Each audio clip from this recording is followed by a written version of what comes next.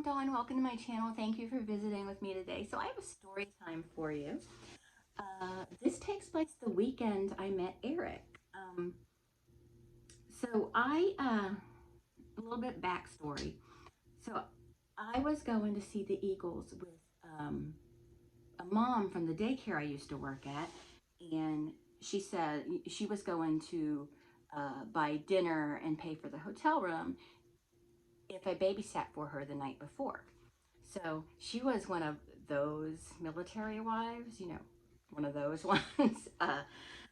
She, her husband was going, I think, going out to sea that day. And that night she had plans to go out with her girlfriend bar hopping. And that was July 22nd, 1994. She asked me to babysit for her. And if I babysat, she would take care of dinner and the hotel and stuff for the Eagles concert, which was the following night, the 23rd. So I said, sure, I can babysit for you, and we'll just leave from your house to Orlando.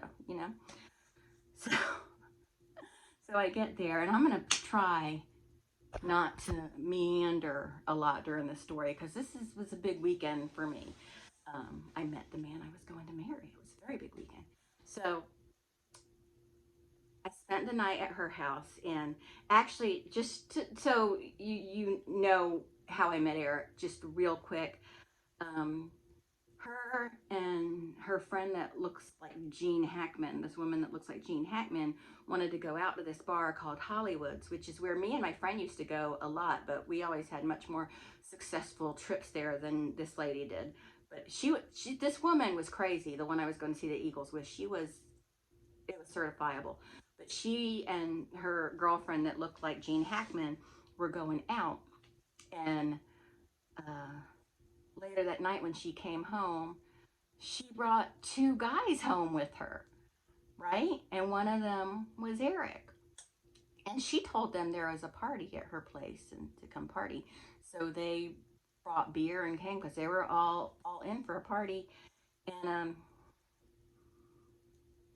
it wasn't a party. It was me there sleeping on the couch babysitting, and she walks in with these two guys. And too young for her.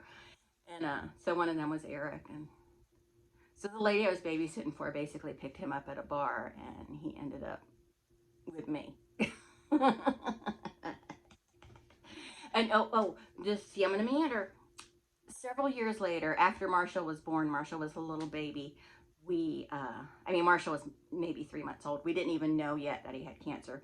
We were walking around Walmart, and I saw her there, and she goes, "Oh, hi." And she goes, "Whatever happened with that guy you met?" Because that was like the last time I saw her was that weekend. Um, that guy. I went, "Oh, yeah, we got married. This is his child," because she lectured me about how because she was mad because she wanted her Gene Hackman friend to hook up with him. But anyway, she's like, "It's not going to work out and she's like, "He's married anyway." I'm like, "No, he isn't." And then, so when I saw her a few years later at Walmart when I had Marshall, she asked what happened. "This is his son. We're married. We've been married for a couple years. We're very happy. He rubbed it in. And she really got this look at her face like, "Oh, yeah." But anyway, enough of that. I'm just being catty. So, this is going to get cattier though. So I met Eric. We talked about like Star Trek and Leave It to Beaver and stuff. It was very interesting that I could talk to him because I wasn't able to speak to anybody. I had a hard time communicating with people, but for some reason it was really easy for me with Eric when I met him. It was just effortless. But anyway, enough about that. Enough about him. Y'all hear about him plenty. The next day, me and her we get ready and we go to Orlando and check in the hotel and everything, and then we head out to the Orange Bowl to see the Eagles. And then after the concert, we're leaving, and she doesn't want to go to the hotel. She's like, "Let's go out. Let's go party." I'm like, "Oh, I don't want to," because she was wacky. She really was, and I just wanted to get it over with. The concert was fun, but anyway, went to this Baja Club place, and she wasn't like attractive or anything, you know. She wasn't. She was very aggressive and pushy with males, though. And she met these three Russian guys. They're good looking guys. I remember they were good looking, but I wasn't interested in them. I was interested in getting home so I can go out with Eric. And she told them where our hotel was and our room number. And I was like, God, I really wish you didn't do that. So we're at the hotel, and she's like more focused on one guy than the others, and the other two are like trying to talk to me, and they had really heavy Russian accents, and I couldn't understand them, for one, and secondly, I thought they were crappy people because it was clear that they were just trying to get laid, basically, because I knew this other guy was going to get laid by my friend whose husband was just went out to sea. So they're talking to me, and I'm like, yeah, and I'm just kind of, I didn't want to lay on my bed or anything because there were these guys there, so I'm just sitting at the table like this, just falling asleep, and then they would hit my arm or something, like, hey, don't fall asleep in the party. I'm like, no, I don't. That was a terrible Russian accent. I'm not good at accents, and I'm like, oh. And then this one guy kept touching me. He just kept touching me. He's like, oh, your hair, and just wouldn't leave me alone. And finally, I told him, look, you touch me again, that body part you touch me with is going to be forcefully inserted into your anus. I mean it. And my friend is like, Dawn, calm down, have fun.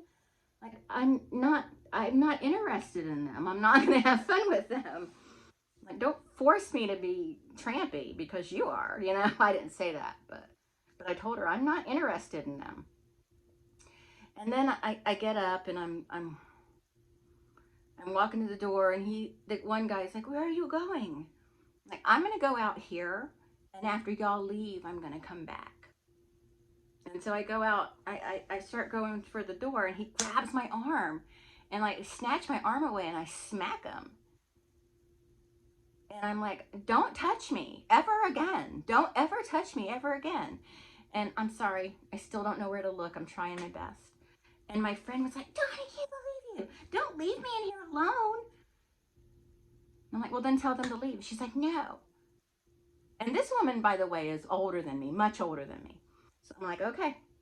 So I go out and I sit on the steps, the stairs, you know, I'm just sitting there, just steaming because I'm mad. And there's this couple that is coming up the stairs, and they look like they had just been done with the theme parks and were on their way home, and they were like, are you okay? I'm like, well, I told them what was going on. Like, I came here with my friend to go see the Eagles, and then she wanted to go out afterwards, and she picked up these three guys and brought them back to our hotel room, and they won't leave, and they won't leave me alone. So I'm sitting out here in, you know, at night in Orlando outside where it's safer. And they were like, oh. And the man, the husband, he was like, maybe should we get you a room? I'm like, no, no, no, please, everything's fine, it'll be fine. And we didn't have cell phones or anything. I didn't have anything to do but just sit there. And then those two guys came out, and they were like, oh, there she is. I'm like, no, don't come near me. Do not, do not. Well, your friend wants you to come back in there. And then those two take off, but the other guy was still in there. So, but anyway, I ended up, I got up after those two went away, and I walked in there, and the lights were out, and I could hear them having sex. And I said, is this what you do when your husband goes out to sea? Because I was so disgusted with her. And then I'm like, I'm not leaving, so wrap it up. And the guy leaves, and and she's like, oh, and then she's crying because she felt guilty. She's like, oh, please don't tell my husband. And she was just, I feel so bad. I feel so cheap.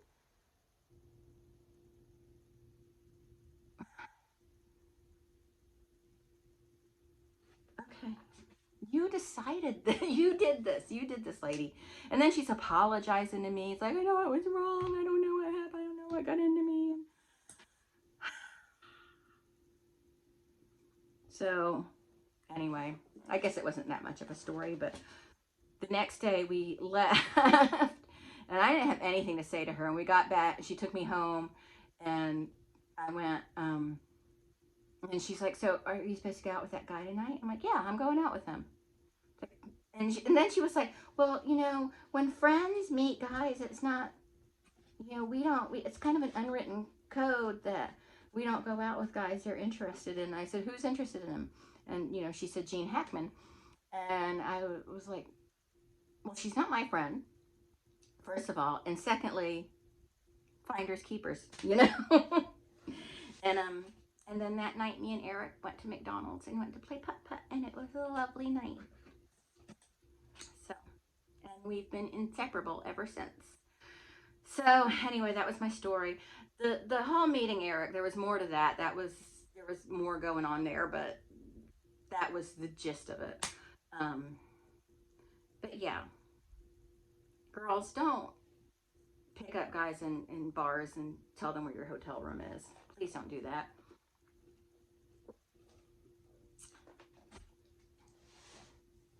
It was disgusting. I was disgusted with her. And a couple years ago when I was working at the hospital, she came in for, hold on. I'm so sorry about that. I was rude and unprofessional. It was Marshall. He needed me. And, you know how that goes. But, so where was I? Oh, and when I did that, like, everything flew off the table. So I had to pick all this stuff up. But anyway, a few years ago, when I was working at the hospital, this woman comes into the hospital for her documents and for her records. And was this? I don't remember if this is when I was working at the window or I was just covering the window for somebody, but this lady comes in and it's her. It's that woman, and she look. She was rode hard and put away wet. She was, because when we went to see the Eagles, she was kind of, she worked in an office and she was well put together and everything. Yeah, she was making terrible decisions on her time off, but she was put together, but she needed her records. And she was a mess. And I had just shared that story with my boss. I had told her about it. I was like, oh, yeah, this one time. I don't know, something brought it up and I was telling her about it. I think we were talking about girls picking up guys and stuff. So, and I said, sure. And I didn't want to tell her. I didn't want to say, do you remember me? I didn't want to say that or anything because it looked like that was going to bring up some hurtful memories or something. So, and I thought it's best she just doesn't remember me. So I said, just a minute. And I got her ID and I closed the window and I went in my boss's office. I said, told you about. And I was telling her, and she's, oh, I gotta see her. And so she went out there and then came back in and she goes, she looks like she's been through it. I'm like, I know. And it's so horrible. I know we shouldn't talk like that, but come on. She put me through hell that weekend.